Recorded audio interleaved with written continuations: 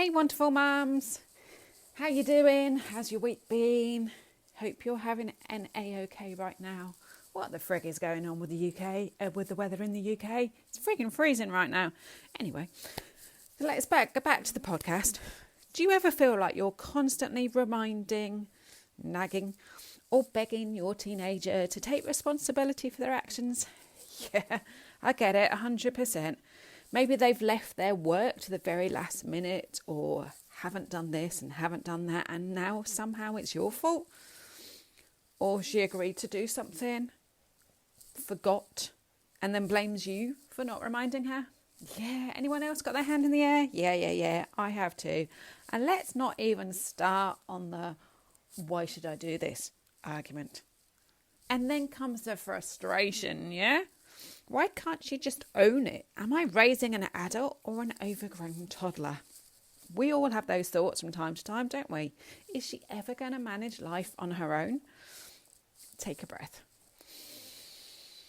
In through your nose and out through your mouth. And repeat that 3 times. And again, in through your nose. And out through your mouth. That instantly brings your vagus nerve online and takes you out of fight or flight. And just to let you know, you're not alone in this. And no, she's not doomed to live in your house forever until she's 99, incapable of making her own decisions. What's really happening here is deeply connected to her body, her brain, and her nervous system. So today we're diving into understanding why she struggles with responsibility right now and how you can support her in a way that actually works without those endless battles and frustrations that we have. So grab your coffee, tea, or whatever keeps you going. That'll be water for me. And let's get into it. So welcome. Welcome to the Teen Whisperer, the podcast for mums of teenage girls who are trying their best to figure out this whole, teenager thing without completely losing the plot. And actually thrive rather than just survive through the drama and confusion. I'm Rach Friedley, a parenting coach and mentor, and I help mums just like you make sense of the teenage shiz. Because those WTF moments aren't just attitude, they're messages, clues about what's really going on beneath those behaviours and emotions. Yet those eye rolls, slam doors and screaming in your face. And yeah, I'm also a mum. So 100% I get how you're feeling. So let's paint a picture. A pretty one, shall we? A picture? No, a picture even. It's a school night or it's a college night or whatever. It's a work night. You remind her nicely at first to get her stuff ready for the next day. She groans, rolls her eyes and says, I'll do it later. Later comes. Guess what? She hasn't done it.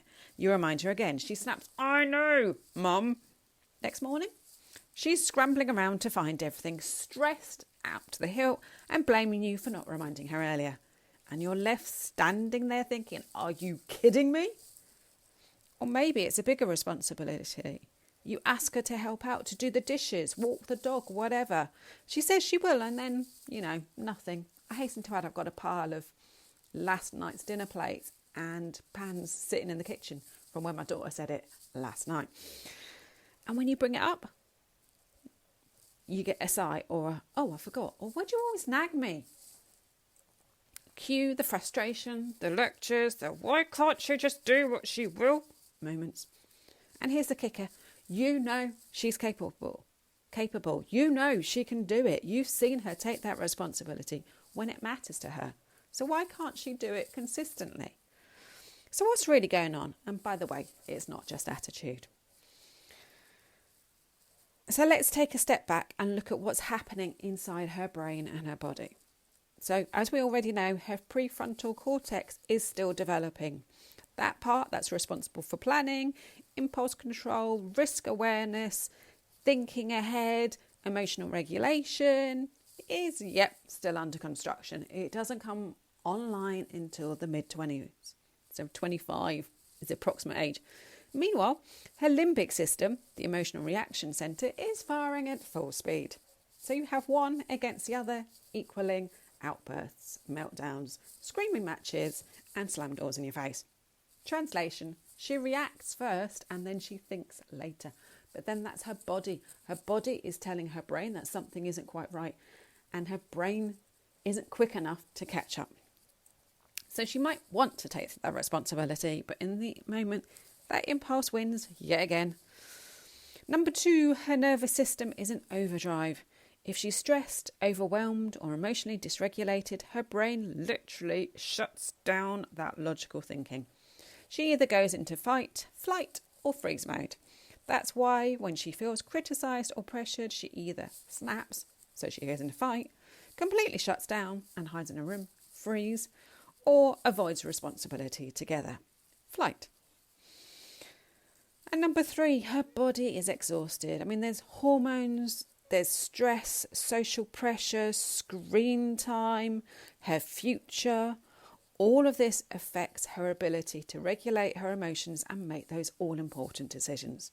If she's running on empty, responsibility feels way out there right now and feels totally impossible for her. And here's the thing, you might be experiencing this too. If you're feeling exhausted, overwhelmed, or unsupported, it's so much harder to stay calm and guide her through this. So the bigger picture in the UK, this isn't just happening in your house. Here's what the research says. 1 in 3 teenage girls report feeling overwhelmed by responsibilities, leading to avoidance and procrastination, faffing, not doing as asked. And then over 60% of UK teens say they struggle with emotional regulation when faced with stress. Again, it comes back to that prefrontal cortex not being online, but the limbic system on high alert 24/7. More than half of UK parents report daily conflicts with their teens over responsibility and independence.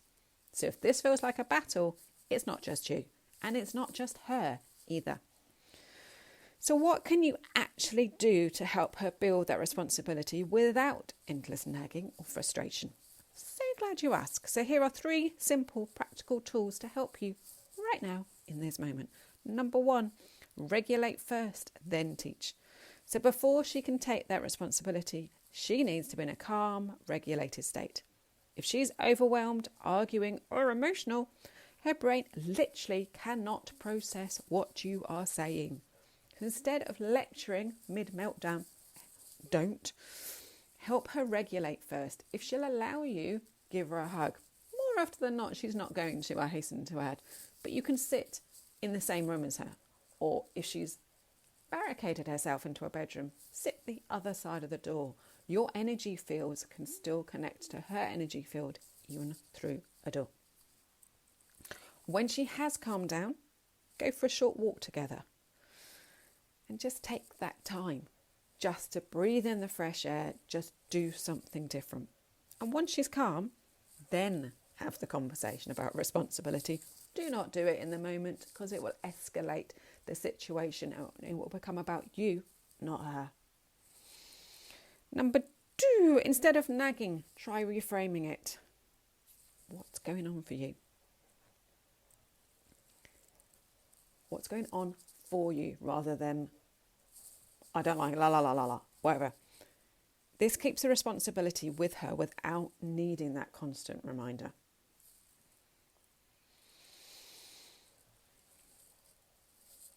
And then number 3, model that responsibility yourself. So what I've said before, mirror the behaviours that you want to see in her. So she learns responsibility by watching you. So if you procrastinate, faff, and don't do what you said you were going to do, guess what? She's going to do it too. But if you mess up, own it. Show her that responsibility isn't about being perfect.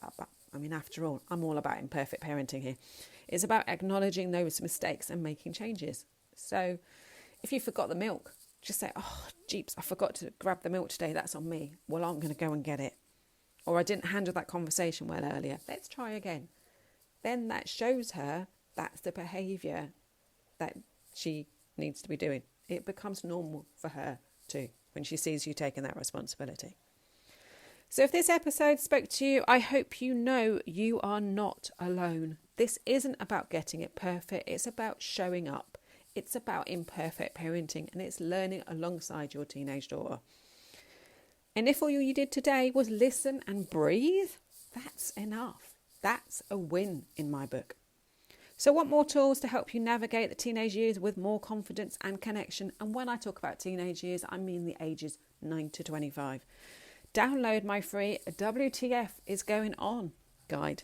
It's packed with practical insights to help you decode what's really happening in her brain, her body and her heart, and why she is reacting as she is. And by the way, spoiler alert, there is nothing wrong. It's not just attitude.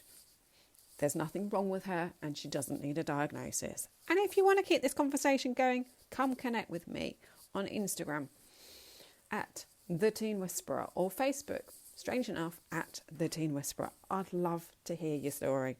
So until next time, be gentle with yourself. You're doing better than you think. Take care. Bye-bye.